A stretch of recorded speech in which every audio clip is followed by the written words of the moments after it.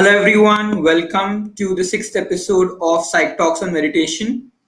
Um, I would really like to welcome all of you for today's episode. The topic that we are going to discuss today is the scientific approach behind the lifestyle of Raja Yoga meditation practitioners.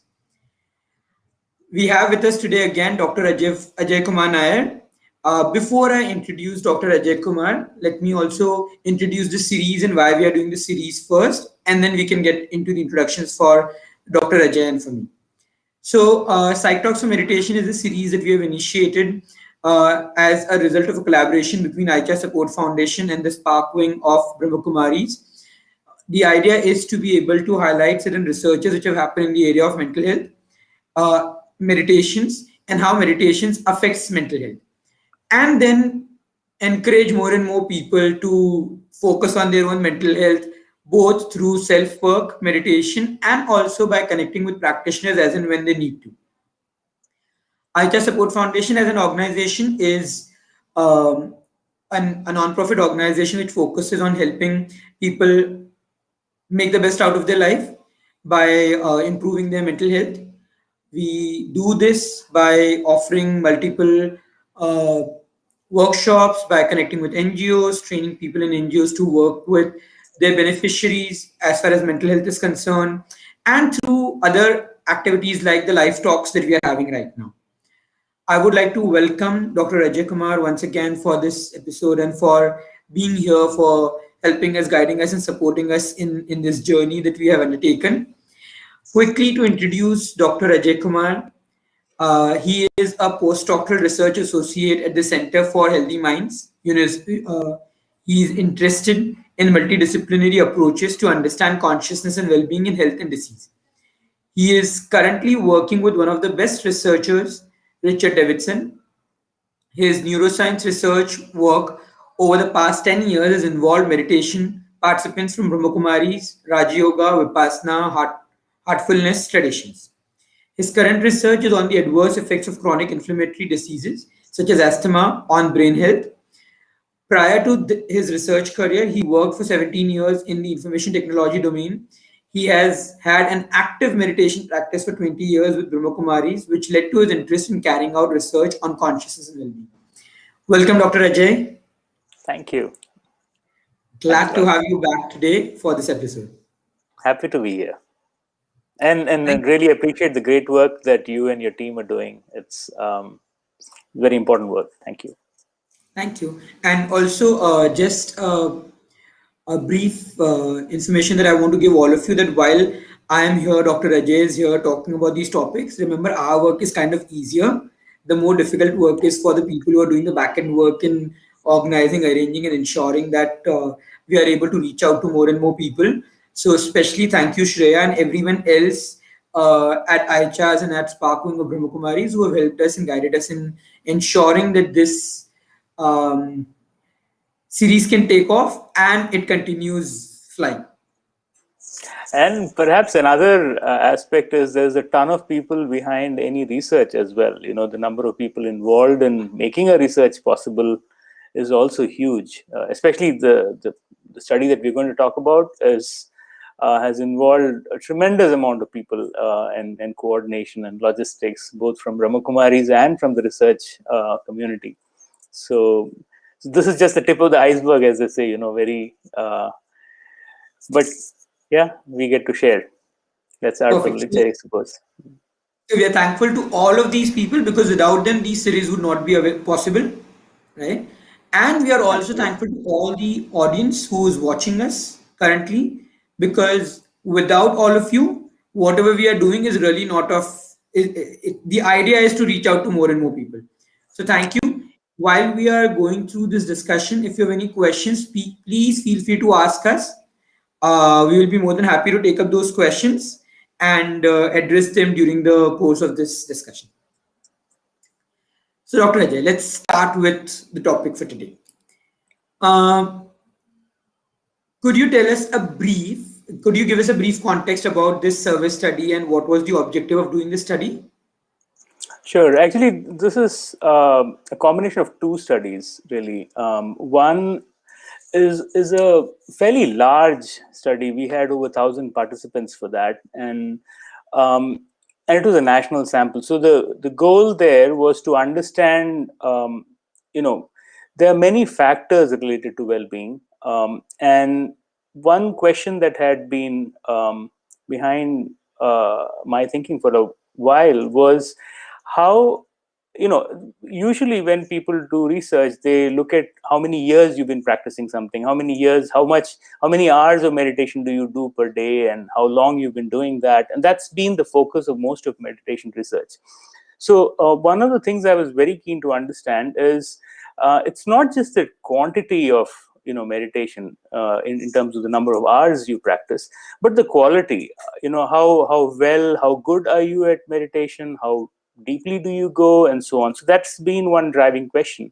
So the first part of this in the paper, what we have mentioned, the first part is to do with understanding proficiency of of meditation practice. In this particular case, we had a specific questionnaire trying to understand practice proficiency in Raja Yoga specifically, and this is as per the Brahma Kumaris tradition.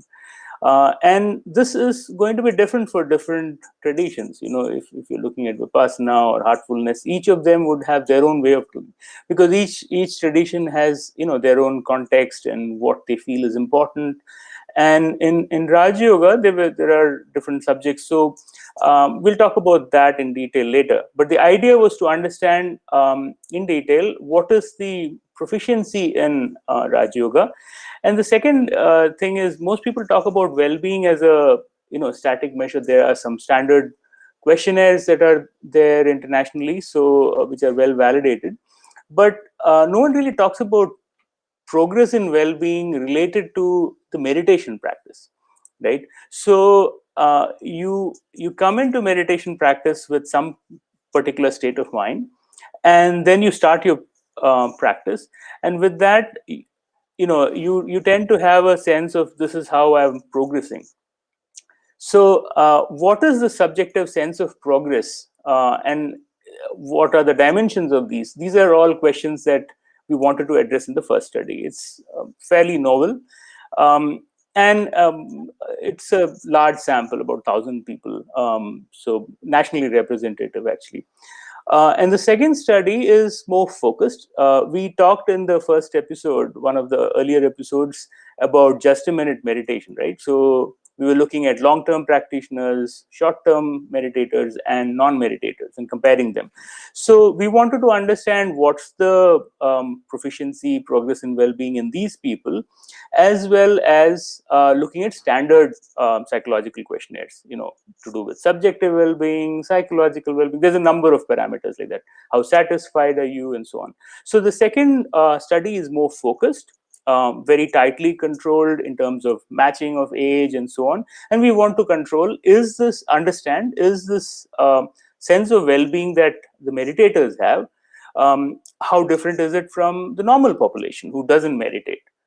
Because if you're saying there is a progress in well-being, is it progress because there were challenges before and you're overcoming them, or is it going above and beyond that into a sense of flourishing? So that's the driving questions behind the study. That's actually very good, because this has been one of the questions that I've had from a lot of people over the years, that all right, so we start focusing on ourselves and we start loving ourselves and we start meditating, but eventually it's a feel good factor which lasts only for a few minutes, right? Is it really worth doing it? So for all of you, one of the reasons why we are focusing on these researches and these studies is because we want to talk about the long term benefits that people get. It's not just about me sitting and observing my breath for few moments and feeling relaxed and calmer. It's also about the long term benefits and the impacts that you receive as a part of your life, right? Yeah. Which reminds me, before we go ahead and I ask the next question, we are talking about meditations, we're talking about mindfulness, we're talking about different things related to how you can manage your mental health. So one of the things that we want to do is help all of you bring your focus, your awareness to what's happening in the present. So what I'm going to do is, at different times during this discussion, I'm just going to ask all of you to bring your focus on your breath and observe your breath for 3 rounds. And then we will go to the next round of questions. The idea is that yes, you're getting a lot of information, you're learning a lot of things, but your mind needs some space to be able to assimilate this information, to be able to process this information, and also for you to learn to be able to just be present to what's happening with you right now. So we hope to be able to achieve both. So before I go to the next question, Dr. Ajay, I'm just taking like 10 seconds so that we Sure. can be quiet. And I just want the two of us and everyone else who's listening to us to just observe your breath for 3 rounds so that we can then proceed after that. Sounds good.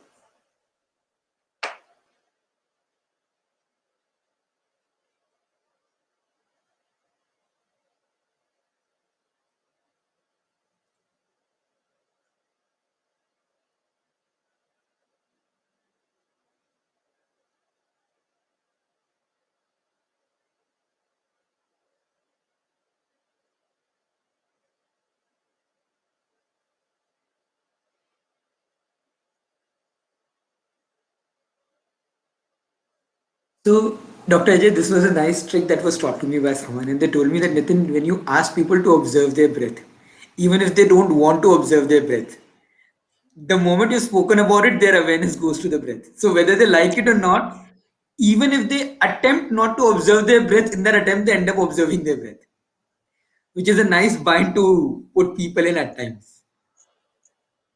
All right, perfect. So, going ahead with what we were discussing, could you define proficiency and well-being in detail, and how did you measure this aspect or these aspects? Sure. Yeah. Um, yeah. Proficiency in any task is basically how good you are at it, right? And in Raj Yoga, the context of this paper, there are 4 subjects that are being taught. So these are knowledge, which is because Raj Yoga is a very conceptually driven tradition. And so there are a number of things about life, about the self, about nature, about God, about time. There are many, many aspects that are covered. So one is understanding and depth of clarity and conviction about the conceptual part. The second is yoga, or a set of meditations, and there are many, many forms of meditation in the Brahma Kumaris tradition. It starts with the soul consciousness um, uh, type, which we talked about in our earlier episode, the Just a Minute meditation, where we discussed that the participants had practiced this soul conscious meditation. So, but there are a number of them, and we covered 6 of them in this particular study. The third topic is about inculcation of virtues. You know, how virtuous, for example, there's a number of items in the Brahma Kumaris in their viewpoint, which is about, for example, celibacy, about having pure food, about harmony in relationships. These are important,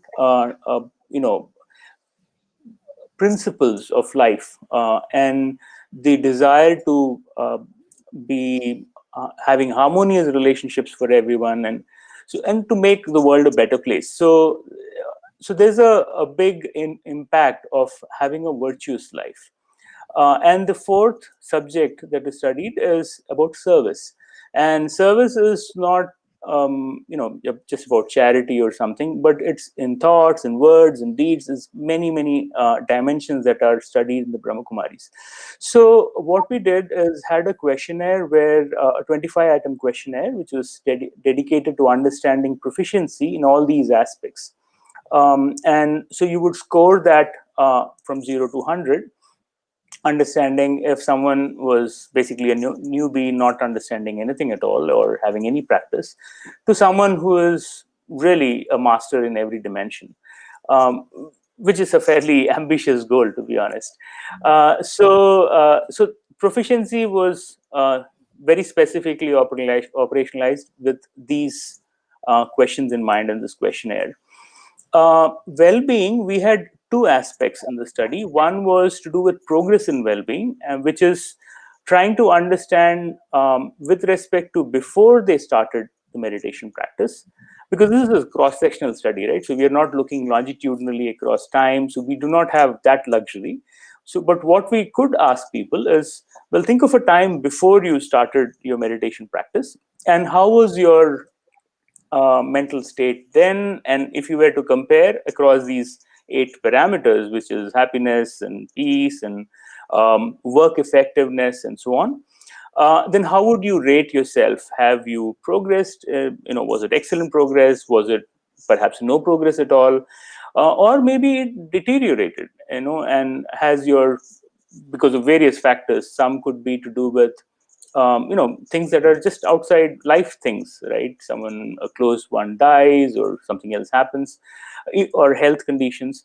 Or has it specifically deteriorated because of Raj Yogas? Because you're starting something ambitious, you're trying to do self change, and self change usually, is not comfortable for those who are around you. Because if you're changing dramatically and you're trying to have new principles, new ideas, not everyone would look at it in the same way. So we asked that question as well, and we were trying to understand progress in well-being from that stand, right? And the third angle on well-being was trying to understand well-being from a standard psychological sense, right? Which is what's usually found in the literature. And these are things like, what's your sense of positivity, sense of negativity, life satisfaction, regard for life, how do you look at life in general, what's the quality of life. So there are a number of parameters that we examined, really. So I hope that answers the question somewhere. Perfect. So actually, one of the things that you mentioned is quite interesting because we were just discussing that in one of the workshops today, that when you begin to change, at times the change is good for you, but for people around you, it's a difficult thing to digest. Right, All of a sudden, whatever they have planned, however they were working with you, all of that goes for a toss because now you are a different person from what they are expected to interact with. right, right. Yeah, So, in case you are in that situation where you're exploring something new, you're learning something new, you're practicing a particular meditation, or you're noticing a positive change in your life with people around you are taking time to adjust to it. It's okay, this shall pass. They will adjust to it, and sometimes sooner or later, once you are able to maintain this new state for a slightly longer period of time. So just keep this in mind because there are times when people fall back to their old behaviors simply because the environment is going in a bit of a turmoil and they don't know how to handle it. yeah. So it's important to keep this in mind. Yeah, I might want to add that it's also important to be compassionate to others, because sometimes the quest for compassion for self, and sometimes knowing that, well, I found the right way, and if someone else wants to be on it, great. Otherwise, not. Sometimes when someone starts a new process of change, it can be difficult for others, and so to acknowledge that, if we are aware as we start, then we have a more, a better way of tackling that change. Perfect. Brilliant. Some of So this is moving on, hindsight knowledge, by the way, because you I learn know, I after know. you've gone through that. Yeah. Yeah. But it's good that at least at this point you're able to share it with people because if they've not gone through it, at least they can learn through that experience and ensure that they are not, for the lack of any other words, making the same mistakes that probably you may have or we may have made earlier. Right, right. So, moving to the next question, can you explain some of the elements of spiritual lifestyle which were explored to measure the proficiency? Sure. There are a number of factors, really. So, for example, in I think all the cardinal principles of Brahma Kumaris Raj Yoga were covered. So, so there's some aspects which are related to the specifically related only to lifestyle, and this could be, for example, um, celibacy, which is a very important principle in Brahma Kumaris, or the focus on pure food. And pure food is a very nuanced, and it's not easy for most people to understand.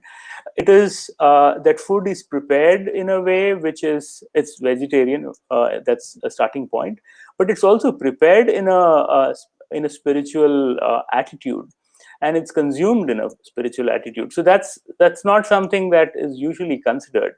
It's quite nuanced. So that's something. The dedication on inculcation of virtues, what is called dharana, how to adopt those things in one's own life and to avoid vices.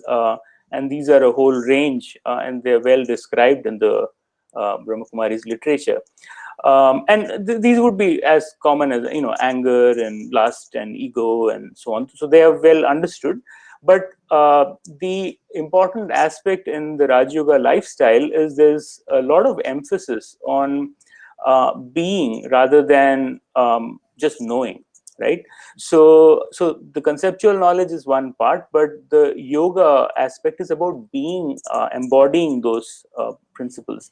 And the third is to express those qualities, which is the dharana and lifestyle aspect.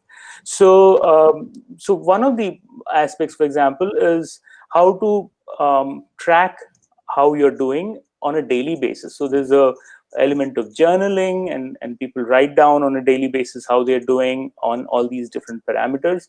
And some people have very descriptive and detailed journals. It's called chart. And some people have a fairly summary way of doing it. But there's a number of things like that. And these were all assessed in terms of proficiency. Perfect. So Vitalaji has just asked a question about research paper. So I will be sharing the link to the research paper before the end of this particular episode, and you will be able to access it directly through the comments in the YouTube itself. Okay, in case Also, it's a open access paper, so it's free. You can download the PDF from that link also. perfect, brilliant. And in case you still need some help and you're not able to do that, then please feel free to get in touch with me, and I'll be more than happy to help you and support you on that. Okay, so the next question. Would you also be able to help us understand how we can implement some of these things as a part of our practical lives? Sure. Actually, a number of these things are directly useful for any person, even if they haven't fully understood the Brahma Kumaris approach. Though that would be highly encouraged. If someone wants to understand and practice, it's a very detailed understanding is available with the Brahma Kumaris approach. So if someone wants to really practice and go in depth, there's tons of material and it's freely available at the at any of the meditation centers. But that said, I think the starting point is self-awareness, the willingness to take some time to consider where we are in our place in the universe. How do we interact with others? We are sort of like a passengers on a journey. We are together for a short while, and it's going to end. This current life as we know it. So, what is this life? How do we look at it? How do we make this journey pleasant? It's something like when you're on a journey together, then you want to be having a pleasant time with whoever your companions are. And so what are these things that can make it easier? Is there, so there are routines that you can follow in terms of early to bed, early to rise, thinking about not just yourself and your work, but about God, about nature, about whatever you feel comfortable about exploring, but beyond yourself.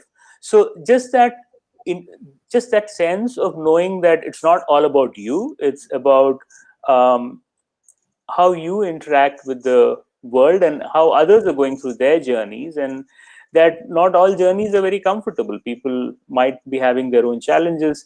So in a sense, there is both some time to think about your own uniqueness in the world, and also your own commonness with the rest of the world, right? How you're basically just like anyone else, going through the same situations, the same.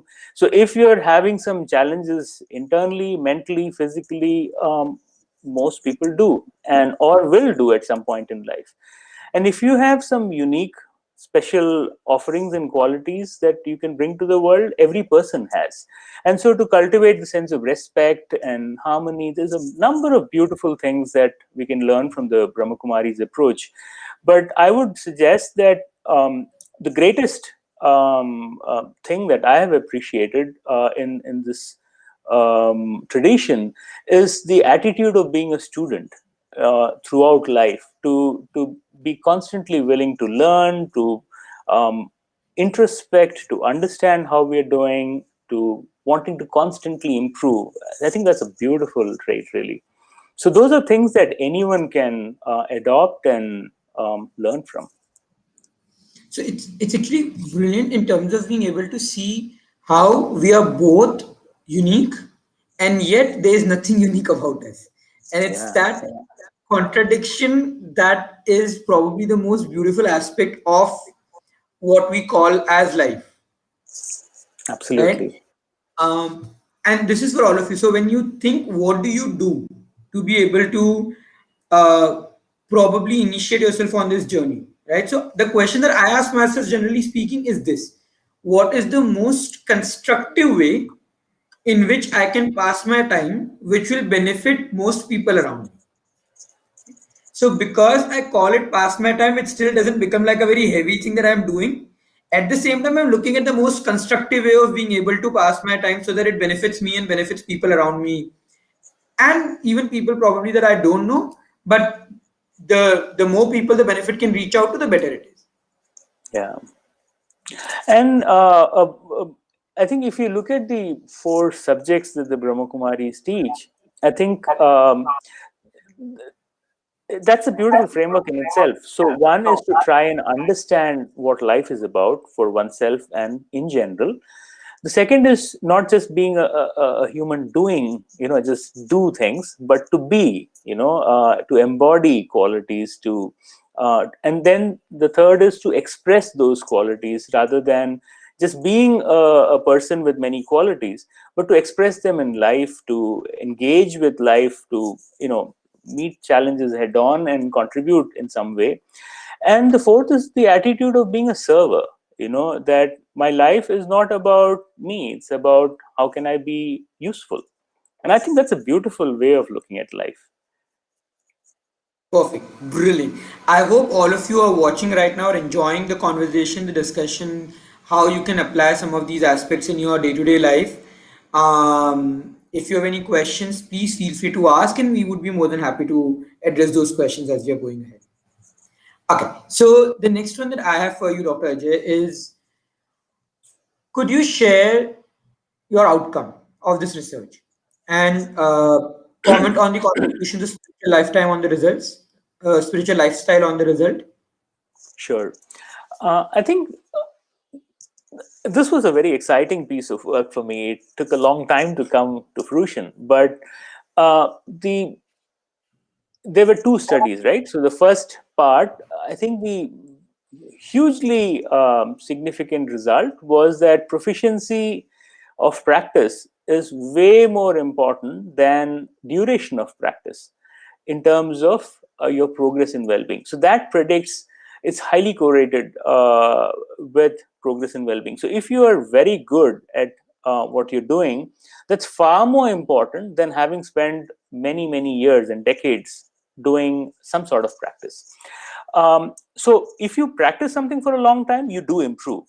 And so there is a correlation there, but that improvement is much smaller than the improvement that you get with deliberate practice, understanding and going systematically. And what that I find that remarkable is because it encourages a new beginner. You don't need to have had a lifetime of practice before you start to see benefits. And so the first question that we had asked was about, is which is more important for progress and well-being? Is it proficiency of practice and duration? And the answer is overwhelmingly proficiency. So when we then compared those who had long-term proficient practice, short-term proficient practice, and non-meditators, the question there was, is the kind of well-being that people have, is it different than those who are non-meditators, first of all? And the answer is yes. Both meditation groups had significantly better well-being outcomes across a range of parameters than the non-meditators. However, what was very surprising to me was that there was very little difference between the two groups, the of meditators. So the long-term meditators who were proficient and the short-term meditators who were also proficient were fairly similar in terms of their well-being outcome. And that was very surprising to me. And how to navigate this is, we have to look at the context of what happens as we continue to practice. So does that mean that you just have to practice for 6 months and after that you don't have to? No, that's not the case at all. So the well-being in a short-term meditator is effortful. You're aware that this is how I want to be, and then you make those changes and you're able to achieve these sense of well-being in terms of meaning, purpose, joy, peace, and so on. And especially the contrast between your a non-meditating life and your life of meditation is huge. So that's where this initial boost comes. But to sustain it, it becomes more and more effortless. And so if you remember our conversation previously about the just a minute meditation, to be able to bring about changes in our state effortlessly, you do need long-term practice. And that's a very important thing, because you don't always have the luxury of being able to sit quietly in a corner when there are no challenges and then develop your sense of well-being. Sometimes you're challenged in life. And so to be able to quickly get back to composure and calmness, that's something that can come with long-term practice. So I think both aspects are important, but the highly encouraging thing is it doesn't take a long time to rapidly progress in well-being. That's one of the outcomes. Perfect. Okay. So before we go ahead, I need all of you again to just observe your breath for 3 more rounds. Right? In through your nose, out through your nose, and just keep your awareness on your nose while you're inhaling and exhaling. Just see if you can be present to your breath.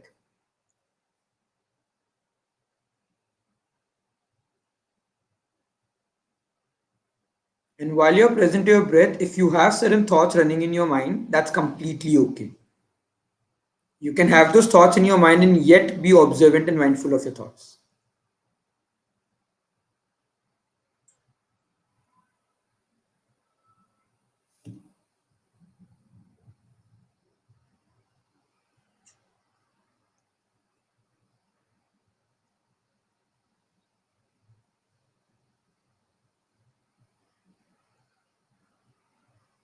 Perfecto. I hope all of these pauses, while we are taking these pauses, you're actually making use of them. You're doing the breath work, the observation of the breath along with us, simply because it's just small, small steps, but they can get you started on your journey. And then obviously, there is more and a lot more that you can do beyond this. So, Dr. Ajay, there are a couple of questions. Should I take those questions up right now? Would that be okay? Sure, that's fine. So, Rashmi has asked, what is the difference between Raja Yogas and PLC Atma knowledge and other methods of meditation? I'm not sure what PLC is, but yeah. So actually, our study is not about trying to compare the different knowledge aspects or conceptual backgrounds of different people, because we are specifically studying what is happening within this tradition, and it's not about the concept of what is the soul or and so on, but in brief, the people have very different traditions, have very different conceptions of what is there a soul. If there is a soul, what is the soul? What is the soul like? What are the qualities? So Raj Yoga has some specific notions about what are the fundamental qualities of the soul, and it's considered to be immortal, permanent. Yet it is subject to change, which is unlike some traditions where people believe that the soul doesn't change at all. It's just detached and as a witness. So there are many different differences and similarities, I suppose, between different groups. And there are many traditions of meditation which do not believe in the soul at all and say that this is just an illusion. And so I cannot really comment on those differences, that's an entirely different topic and not what was pertinent to our research. But I would encourage you, if you want to understand more, to visit one of the meditation centers and learn how, you can ask in detail. And these are all free courses. So, there's nothing to lose. If you're interested, I think you should definitely pursue that. Perfect. And also, different schools of thoughts, different organizations will obviously have their own ways of looking at certain things. Um, in Raja Yoga, when you're looking at Atma and soul, there's one school of thought. I'm sure there are other schools of thoughts. It's again not necessary that only because you're following one aspect of a practice, you need to completely agree with every aspect of those practice. There are times when you can pick and choose those aspects of the practice that completely works for you and at least benefit from that. So don't be under this illusion that I have to, it's either all or nothing. There are places where you may probably want to have selective understanding of what you agree with and then at least benefit from that. Yeah. But I would also add there that, the person who stands to gain the maximum is the one who has conviction, right? So a person who is half-hearted and trying something a bit, sort of dabbling in something, obviously that person cannot become very proficient in that, right? And if you don't become very proficient, the gains are little. So whatever tradition you go, if you understand what the conception is, practice that sincerely, you would try, uh, it's worth doing something if you understand the value of why you're doing it, and also it relates to you, right? So if you choose something and that works well with you, go in depth, right? That would be my suggestion, and because that's where you can master that, and when you master, the gains are tremendous. Perfect. Yeah. Perfect. So that's actually a good idea. So the idea is in order to get started, you don't necessarily need to Right. agree with everything. At least get started and then see and decide if that works for you. If that works for Yeah. you, then the deeper you go, the more you benefit from it. Right? Absolutely. Uh, the next question that we have is, have you taken into consideration if someone was doing meditation of other type before Raj Yoga meditation? Absolutely, yeah. So I talked about two studies, right? So the first study was a national sample, and in that case, it was not just possible to, exclude anyone who is doing other meditations and so on. So that was just looking at, when you look at 1,000 people, you just get whatever you get, and we don't know what the differences are. But and is that attributable to any other kinds of practice? But the second study, which is the long-term meditators, short-term meditators, and non-meditators, we excluded anyone who had any lifetime practice of any other form of meditation. So, for example, there was a very senior meditator who had come, and during our conversation, we figured out that he had been practicing 25 years ago another form of meditation, and he felt that that was not relevant, and that's why he had mentioned that he had not practiced anything. But we had to exclude that data because of that, and even from our EEG study we had to exclude that data. So we were pretty stringent about excluding, because we do not know how these contributions work. So we really wanted to understand the contribution of the Raj Yoga from Brahma Kumaris tradition rather than anything else. That I hope that answers your question, Santlalji. If you have any questions, follow up to this, please let me know and we would take those questions up. All right. Let me see if there's anything else before I ask my question to you.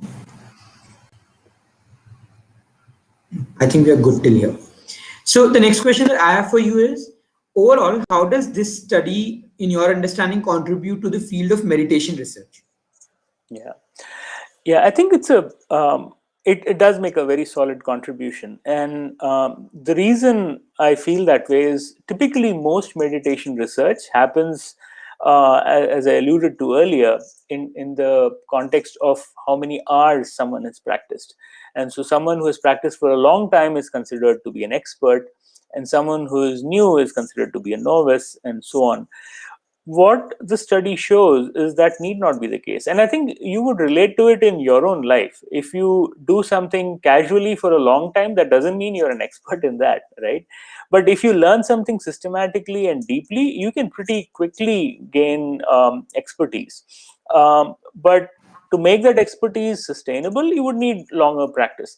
So what I think this study contributes first is to distinguish between proficiency and duration of practice in terms of calling someone an expert practitioner.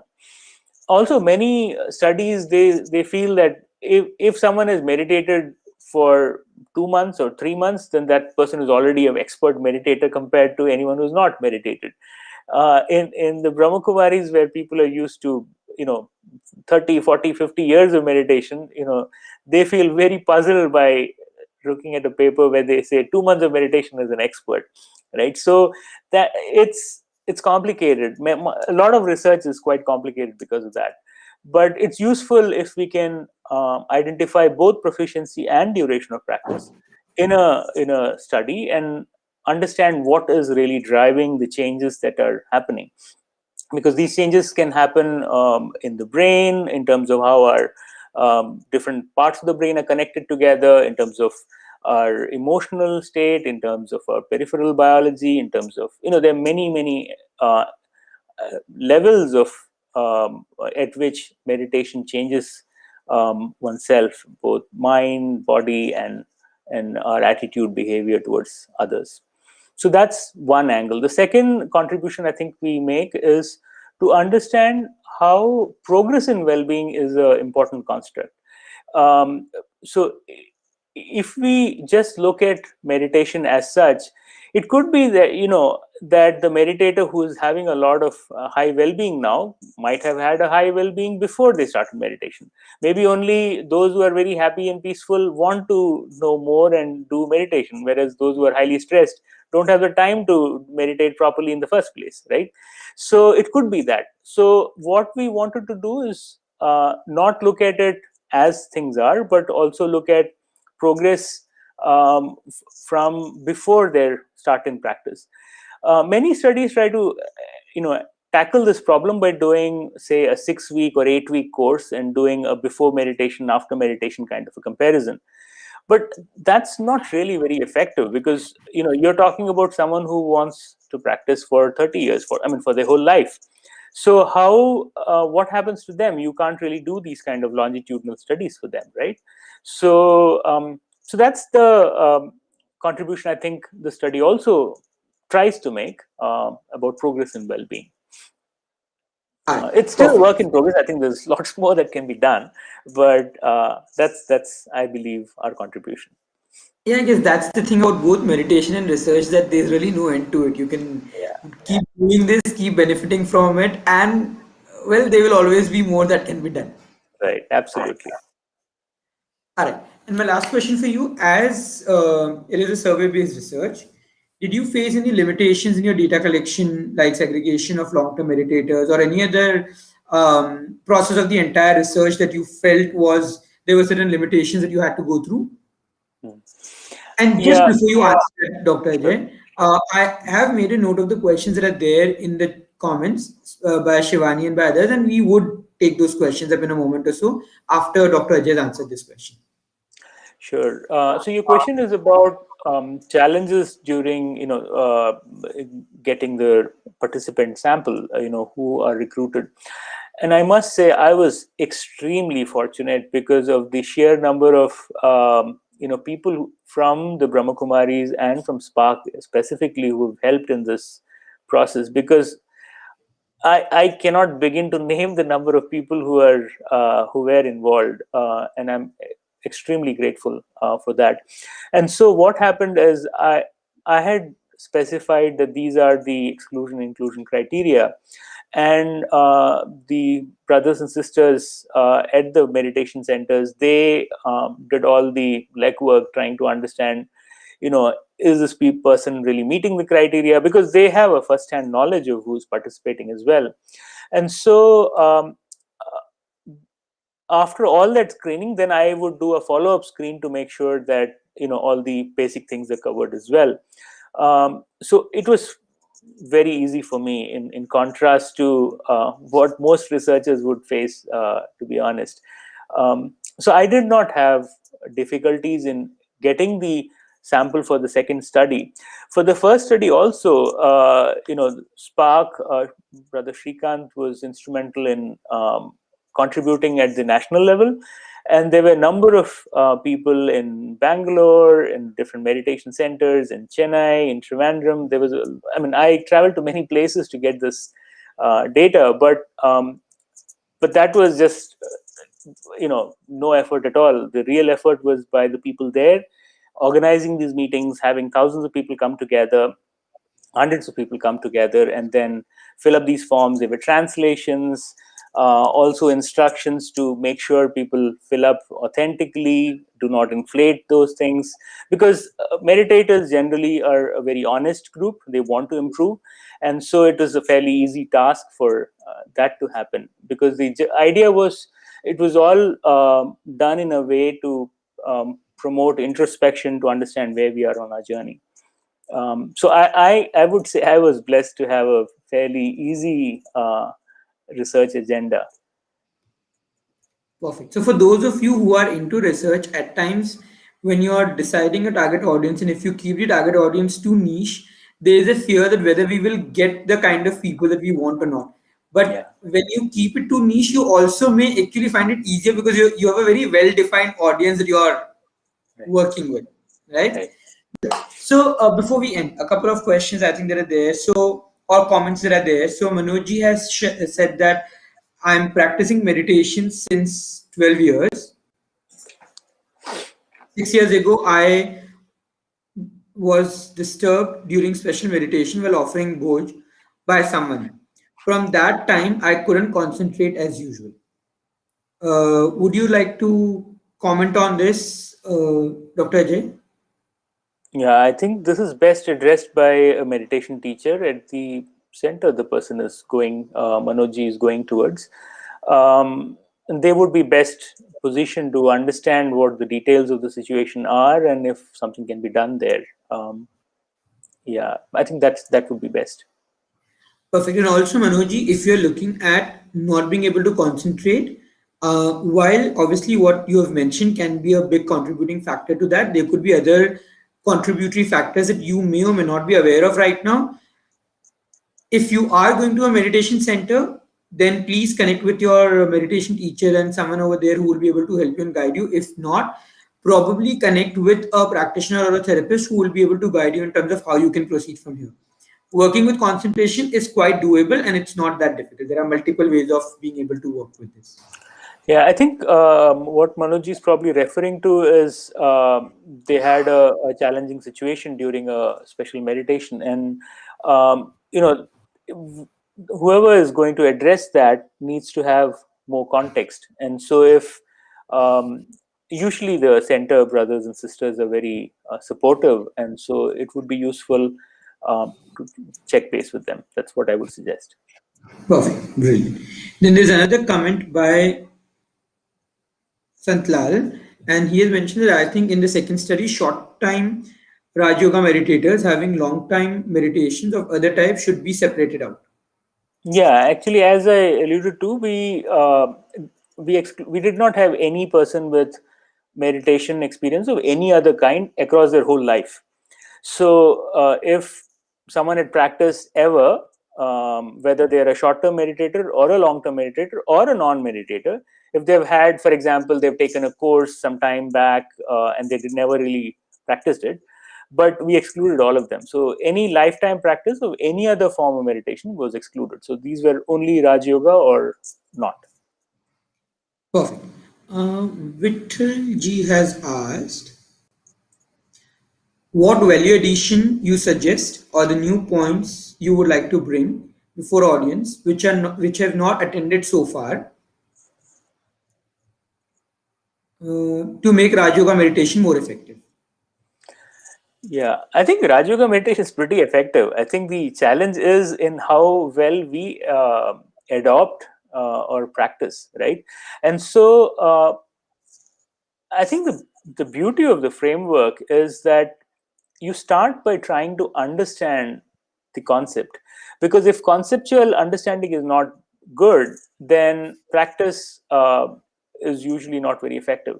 And so if there is a challenge, or if someone wants to improve, I think the starting place is building the foundation to understand the nuance. So for example, there's a notion of the tree in the Brahma Kumaris. So what does the tree of life mean, and what does it mean? What are the different branches represent? How am I related to everyone else? And this is to do with how the tree of life of all of humanity is, right? And a deep understanding there would have tremendous benefits in bringing harmony, right? And also being loving when connecting to others. So having to be able to repeat a point is one level of understanding, but to be able to ingrain and live through that is a very different level. So to start there, then to practice meditation systematically, and to see if somewhere there is a stuckness, then what can we do to alleviate that? How can I go, the idea is not to do a lot. The idea is to do well, and to have developed quality. I think that's a very important thing. And then to live that, because the more we live, express these qualities in our life, it becomes much easier. So for example, when we respect others, then our self-respect grows also, and it's kind of counterintuitive sometimes, but when self-respect grows also, you start respecting others.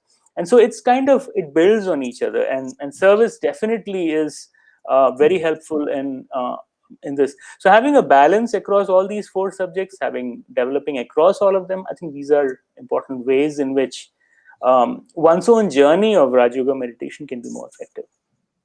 Perfect, brilliant. And then there is one question by Shivani. I think the crux of the question is that there are certain people who think negative, and how can we guide them and help them to be able to become more positive?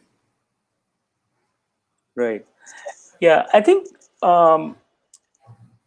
it's true. Whatever thoughts we have during our daily life, that's what tends to surface during the meditation. Because in meditation, what you're doing is moving from just being busy and uh, engaged in your own life into quietness. And when you become quiet, suddenly all the things that you were avoiding by just running around things suddenly start surfacing, and that can be quite unpleasant if you're not sure of what's happening, especially for a newcomer. But the important thing is to understand that this is you, right? And to accept whatever it is, and then to try to look through that, and to see what is it that is driving all this discomfort, and to understand that we have those things which are challenging, but there are many beautiful and positive qualities in us. And a remarkably effective way of thinking about it is, whatever you express is also what you experience. So if you express gratitude, you start experiencing more of that. If you start helping others, you start feeling helped, right? And so kindness, compassion, these all work both ways. Whatever you give others, you also get, and that's very, very powerful. And so to acknowledge that while we have negativity inside, everyone has, there's no one who is perfect. We all have positivity also, and it's an opportunity for us to develop more of those. And and I think this is an internal journey. For us to teach another person how to become more positive is usually not a very effective thing, but we can definitely change ourselves. Okay. And Shivani, just to add on to this, couple of things. When we talk about positive and negative and changing thoughts and so on, there are a lot of processes that are available that you can use, that can be structured, that can really help you understand your present thoughts and also help you change the thoughts that you have. Uh, One small activity that I generally tell most of the clients that I'm working with is create a gratitude list where every day you just add one item to the list that you have gratitude for today. And it could be anything. Believe me, I have had people coming and telling me I have gratitude for Uber because I'm now able to travel without having to buy a car of my own. So there are so many small things in our life that we take for granted, that we don't even observe. And because we are not observing them, we are focusing more on the things that are not working for us. The moment you start observing on these small things, you'll realize there's so much that you can actually do and that you can actually be thankful for. And the moment those ideas start taking shape in your mind, it's almost a natural transition to move towards positive, because there is so much that you can be thankful about in your life, right? And the kind of things that I've heard from people eventually over a period of time in terms of what are those small things that they're thankful about is both, in a way it's funny, but in a way it's remarkable, because you realize when you start being grateful, what all can you be grateful about? And there's so much to be grateful about, right? And as far as the techniques are concerned, I think there are a lot of techniques that probably we are at the last 4 5 minutes, and that is not enough for us to be able to explain to you those techniques. I'm sharing a link to a YouTube video that we had recorded, I think, some time back, which specifically talks about working with thoughts and restructuring thoughts. How you can understand the thoughts that you have.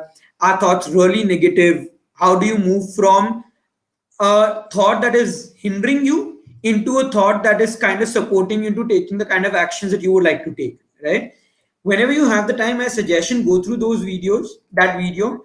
I think that should give you a clear enough idea of how you can move towards helping yourself or helping someone else uh, move more towards functional thinking. Also, Manojji, when you have shared your query and you have mentioned that you've met or you've tried working with concentration by connecting with other people, this video may also be useful for you. Maybe this will be a starting place. After this, if you feel that you're still looking at speaking to someone in more detail who can help you and support you, then please feel free to connect with me and we can see how we can take it forward from there. Right? So I've shared the link in the comments. Please check out the link. That particular link represents the process that you can use to restructure your thoughts. Okay. Uh, Dr. Ajay, we are more or less reaching the end of the show. We're almost on the 1 hour mark. Anything else that you would like to add in the end before we end? Yeah, I think to do with the previous question that someone had asked, I think one line that I had particularly enjoyed, which is, wherever attention goes, energy flows, and so the more you pay attention to, it depends on where you focus your energy. So if you focus it more on we have all aspects in our personality. Wherever we want to improve or enhance, if we put more energy there, more attention there, I think we will progress there. That said, I think overall, what I would say is, any journey that a person makes, a self-aware life of wanting to make a contribution, is a beautiful life. And it can be in many different forms, and you are free to choose your own. And wherever you are in your life, I wish all of you a beautiful journey. Perfect.